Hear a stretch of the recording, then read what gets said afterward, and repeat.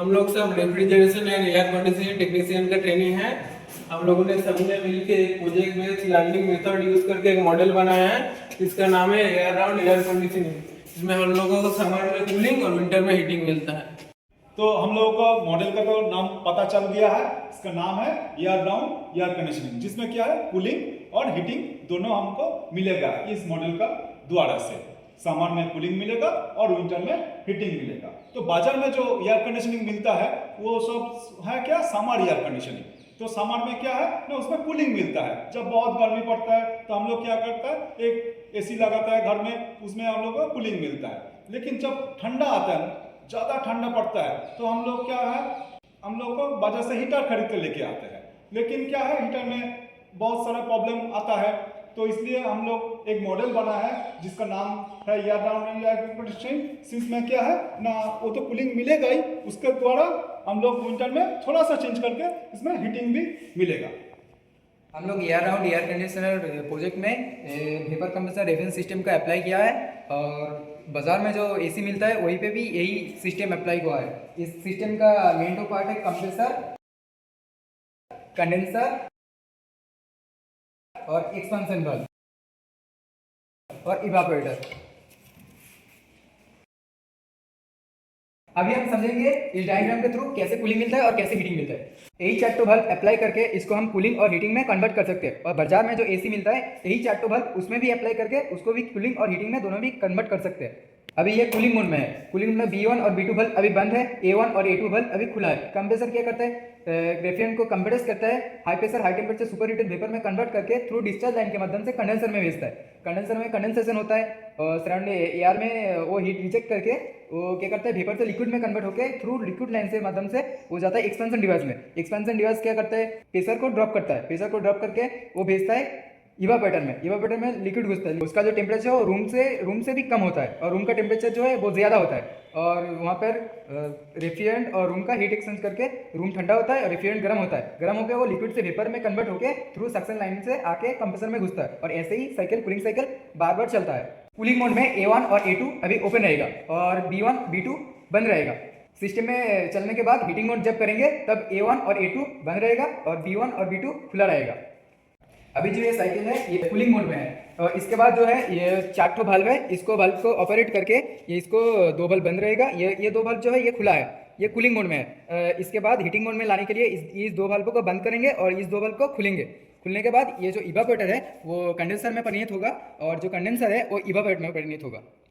हाँ, cooling cycle तो कैसे काम करता है ये तो हम लोग देख लिया है। अभी क्या है, हीटिंग साइकिल कैसे काम करेगा ये देखेंगे। तो हीटिंग साइकिल करने के लिए हम लोग क्या है ना, A1 और A2 वाल्व क्लोज कर देंगे और B1 और B2 वाल्व ओपन कर देंगे। जैसे यहाँ पर लिखा है कूलिंग साइकिल में क्या रहेगा, A1 और A2 वाल्व ओपन रहेगा और B1 B2 वाल्व क्लोज रहेगा। और हीटिंग साइकिल में जो अभी बोल रहे हैं हम, B1 और B2 वाल्व ओपन रहेगा, A1 और A2 वाल्व क्लोज रहेगा। तो B1 कहाँ पर है, इधर B1 और ये है B2, ये दोनों ओपन रहेगा, और A1 और A2 ओपन रहेगा। तब क्या है, वो पहले कूलिंग साइकिल ग्रीन कलर में था, वो रेफ्रिजरेंट फ्लो होता था। अभी जो हीटिंग साइकिल शो कर रहा है ये रेड कलर का जो एरो हेड है उसी से हिसाब से शो कर रहा है। तब क्या है, कंप्रेसर इधर से डिस्चार्ज कर रहा है, refrigerant high pressure high temperature super heated vapour क्या है डिस्चार्ज कर रहा है, B1 वाल्व ओपन है। तब क्या है, इधर रेफ्रिजरेंट इधर जा रहा है, इधर क्लोज है, इधर नहीं जा पा रहा है, तो रेफ्रिजरेंट इधर आ गया। इधर आके क्या है, पहले जो इवापोरेटर था वो अभी क्या है कंडेंसर में हिसाब से मिल गया है। अर्थात यहाँ से क्या है, रेफ्रिजरेंट का सब एयर का जो कन्फाइंड स्पेस है उसको हीटिंग से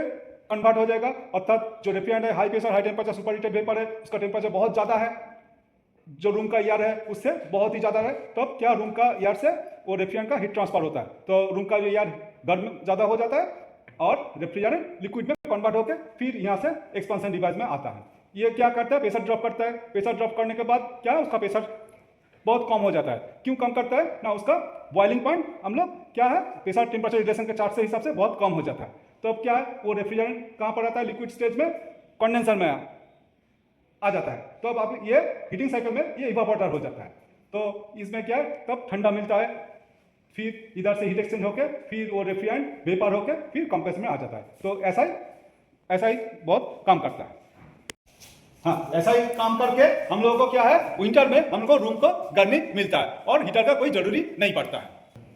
तो अभी हम लोग कूलिंग मोड चला रहा है, तो पहले मशीन को ऑन करो। तो ऑन हो गया है, हम लोग को डिस्प्ले में वोल्टेज शो कर रहा है, एम्पियर 0 शो कर रहा है। अभी हम क्या करते हैं, सिस्टम को ऑन करते हैं। अभी हमको कंप्रेसर ऑन हो गया है, ठीक है, एम्पियर भी ले रहा है, ठीक है, 0.4 एम्पियर ले रहा है, मतलब कंप्रेसर ऑन हो गया। ये हम लोग का 2 प्रेशर गेज है, एक है ये है सक्शन प्रेशर गेज, ये है डिस्चार्ज प्रेशर गेज। इसमें सक्शन प्रेशर हमको पता चल जाएगा कितना सक्शन प्रेशर है, इसमें डिस्चार्ज प्रेशर कितना है ये पता चल जाएगा। तो अभी सिस्टम ऑन हो गया है। ये अभी क्या है, इवापोरेटर है, कूलिंग साइकिल में चल रहा है। अभी देखो इसका टेम्परेचर धीरे धीरे घट जाएगा, अर्थात लो होता जाएगा। देखो ये टेम्परेचर ज़्यादा लो हो रहा है, पहले कितना था, ज़्यादा था, अभी क्या है 18.8 डिग्री सेंटीग्रेड हो गया है, 18.7 डिग्री हो गया है, 18.5 डिग्री सेंटीग्रेड हो रहा है, ऐसे ऐसे कमता जाएगा। तो क्या है, सिस्टम अभी जो काम कर रहा है ये है क्या, कंप्रेसर, ये है कंडेंसर। हम लोग क्या है, वो जो पहले बोला था A1 और A2 वाल्व ओपन रहेगा और B1 और B2 वाल्व क्लोज रहेगा। तो हम लोग का क्या है, जो डिस्चार्ज लाइन है, तो ये है डिस्चार्ज लाइन, में एकदम गर्म है, तुम लोग हाथ दे के भी देख सकते हो, ये गर्म है। तो क्या है, इधर वाल्व ओपन है, इधर से लेके इधर जाके ये क्या है, डिस्चार्ज लाइन है। फिर कंडेंसर में ये लाइन कंडेंसर में आ रहा है। तो वेपर रेफ्रिजरेंट क्या है, high pressure high temperature superheated vapour ऊपर में आ रहा है, फिर इधर से हीट रिजेक्ट करके ये लिक्विड फॉर्म में आता है। तो फिर ये है लिक्विड लाइन, ये है लिक्विड लाइन। ये लिक्विड लाइन कहाँ जाता है, एक्सपांशन डिवाइस में आता है। ये क्या करता है, प्रेशर ड्रॉप करता है। तो प्रेशर ड्रॉप करके, क्यों प्रेशर ड्रॉप करता है ना, इसका बॉइलिंग पॉइंट बहुत ही कम करता है, जिससे क्या है, कूलिंग इफेक्ट हमको ज़्यादा मिलता है। तो फिर इवापोरेटर में जाता है, इवापोरेटर से लेके हम लोग की हीट एक्सचेंज करके वो जो इसका रूम का जो टेम्परेचर है वो घट जाता है, उसका साथ हीट एक्सचेंज होता है। हीट एक्सचेंज के द्वारा क्या हमको पहले पता चल रहा है, देखिए कितना 16.0 डिग्री सेंटीग्रेड हो गया है। हाँ, अभी तो कूलिंग साइकिल चल रहा है, बहुत ही टेम्परेचर घट गया है, अभी 13.8 डिग्री सेंटीग्रेड है। ये हम लोग को थर्मोस्टेट है, उधर से क्या टेम्परेचर कंट्रोल होता है, तो हम लोग को कितना टेम्परेचर जरूरी है, ये थर्मोस्टेट वो टेम्परेचर कंट्रोल करके वो सेट कर लेता है। उसका रूम का टेम्परेचर कितना रहेगा, वो हम लोग जो टेम्परेचर कंट्रोल डिवाइस थर्मोस्टेट है उसी हिसाब से वो बंद कर देगा मशीन को। अभी हम दिखाएंगे कैसे हीटिंग साइकिल काम करता है। हाँ, अभी तो कूलिंग साइकिल चल रहा है, अभी इस बार दिखाएंगे कैसे हीटिंग साइकिल काम करता है। तो पहले हमको क्या करता है, सिस्टम को ऑफ करना पड़ेगा। तो ऑफ कर दिया है हम। तो इस बार जो ये जो वाल्व है ये हम चेंज करेंगे, अर्थात A1 और A2 वाल्व जो अभी कूलिंग साइकिल में ओपन था ये हम बंद करेंगे और B1 और B2 वाल्व ओपन करेंगे। A1 और A2 बल्ब बंद करेंगे। पहले हम A1 बल्ब को बंद कर लेते हैं, इसके बाद हम B1 बल्ब को ओपन कर लेते हैं।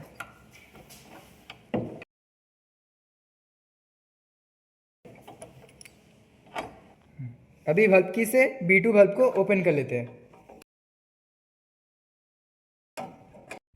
अभी हम जो मैनुअली बल्ब की से इसको ऑपरेट कर रहे हैं और बाज़ार में अभी 4-वे रिवर्सिंग बल्ब मिल रहा है, उससे हम यहाँ पे अप्लाई करके एक सुई से कंट्रोल कर सकते हैं, कूलिंग से हीटिंग और हीटिंग से कूलिंग। हाँ, अभी तो वाल्व चेंज हो गया, रिवर्सिंग हो गया है। A1 और A2 वाल्व बंद है और B1 और B2 वाल्व ओपन हो गया, अर्थात हीटिंग साइकिल में हम लोग चेंज कर दिया। लेकिन ये 3 मिनट बंद रहना पड़ेगा, ये मैंडेटरी है, क्योंकि जो कूलिंग मोड में चल रहा था उसमें क्या है, ऑपरेटिंग प्रेशर दोनों है, एक सक्शन प्रेशर है एक डिस्चार्ज प्रेशर है, तो प्रेशर डिफरेंस हो गया है, वो हम बंद, सिस्टम बंद है, उसको प्रेशर इक्वल होने देंगे, इसलिए 3 मिनट तक बंद रहना पड़ेगा। 3 मिनट के बाद हम कूलिंग से हीटिंग मोड में चलाएंगे। तो अभी क्या है, सिस्टम ऑन हो गया, देखो ठीक है, एम्पियर भी ले रहा है। फिर इधर क्या है, हीटिंग मोड में चालू हो गया है। ये पहले से ही हमको पता था, ये डिस्चार्ज लाइन है, तो रेफ्रिजरेंट क्या है, इधर से आएगा, इधर से आके क्या है, इधर पहले इधर जा रहा था कूलिंग मोड में, लेकिन क्या है, ये वाल्व बंद है। तो रेफ्रिजरेंट कहाँ पर है, ये वाल्व है, हीटिंग मोड का B1 वाल्व ओपन है, तो रेफ्रिजरेंट क्या है, इधर से इधर आएगा, इधर से जाके इधर आएगा, तो फिर इधर जाके ये क्या है, डिस्चार्ज लाइन है, डिस्चार्ज लाइन होके अभी तो बहुत ही गर्मी लग रहा है हमको। देखो इधर टेम्परेचर भी थोड़ा सा 19.5 है, तो थोड़ी टाइम बाद हम देखेंगे इसका टेम्परेचर हाई हो रहा है। तो पहले ये इधर आ गया, ये कंपार्टमेंट का अंदर घुस रहा है ये डिस्चार्ज लाइन। तो पहले क्या था, कंडेंसर में ये जो कंडेंसर था इसमें आ रहा था रेफ्रिजरेंट, ठीक है, लेकिन अभी क्या है, साइकिल को रिवर्स कर दिया, तो इधर जो बॉक्स में जो इवापोरेटर पहले था ये अभी कंडेंसर हो गया है। तो क्या है, कंडेंसर के क्या, high pressure high temperature superheated vapour condenser में आ रहा है।